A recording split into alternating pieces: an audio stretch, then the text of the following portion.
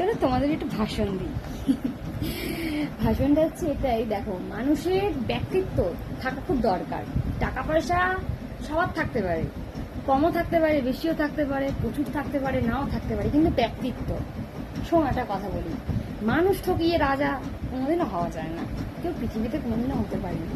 তুমি যেই মানুষ ঠকাবে, ঠকিয়ে রাজা হবে, হ্যাঁ সেই মানুষের টাকা মেরে খাবে, আবার 10 জনের সামনে তুমি তাকেই ছোট করবে। আজকে তুমি স্বার্থ নিয়ে 10 জনের সামনে তাকে ছোট করছো, একদিন তোমার কর্মফলে তুমি 1000 লোকের সামনে নিজেই ছোট হয়ে যাবে, তাকে ছোট করতে হবে না। এটাই হচ্ছে ভগবানের লিখন।